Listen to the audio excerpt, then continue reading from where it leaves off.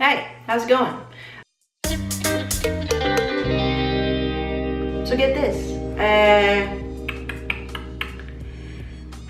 I've been getting this question a lot. How do you get your significant other to help you in your business? Well, for one thing, I would first understand what your business needs. There's a lot of needs, right?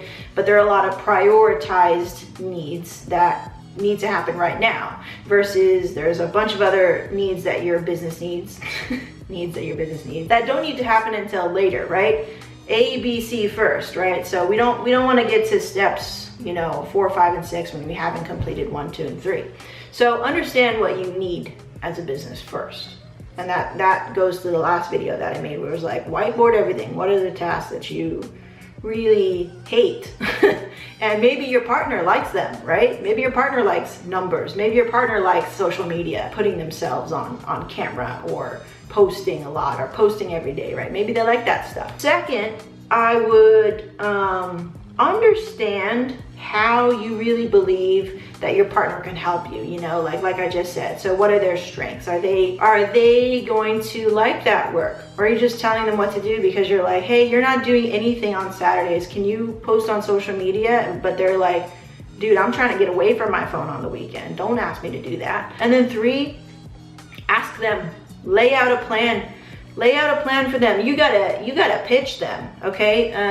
The roles of ownership, the expectations should really be laid out, because if you just expect your partner to just do it because you're together, that's not gonna bring you through the hard times. And in fact, I think it produces a lot of resentment. Have you guys seen the Chris Rock Netflix special right now that's going on? It's called Tambourine, and it's like, you gotta, in a way, when you're married, if you're already married, okay, and you have a relationship like that, it's a deep relationship, and you kind of already been through your ups and downs and everything, it's like that. It's like, sometimes I do a lot of stuff that I hate doing for Kevin, but it's because I do it for the business. I do it for us, right? Because we have this greater good that we're both working for. And I'm sure he does a lot of other stuff that he doesn't like to do as well. There has to be an understanding. There has to be a laid out plan of roles and expectations for the two of you, because if things are not set, and sometimes you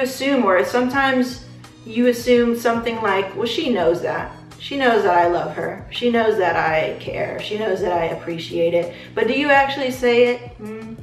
Do you actually say, I appreciate you and thank you for your hard work and thank you for doing that? And you just tell her, right? Or him, right? You just tell them to do it.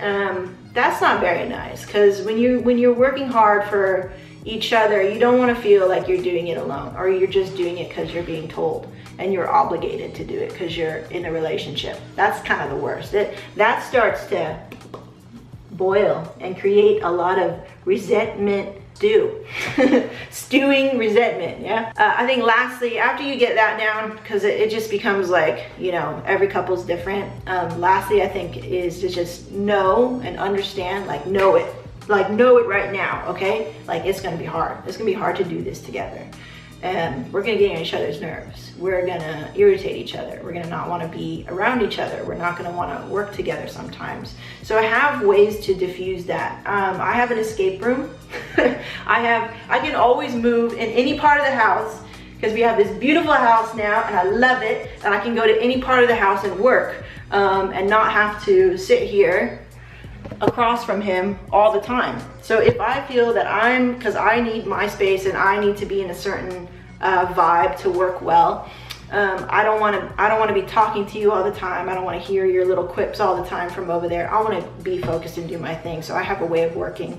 Have that, establish that and communicate that. I'm going to go over here because I can't stand you shaking your leg over there 2 hours all day long as you edit. I have to be somewhere else. I can't hear that.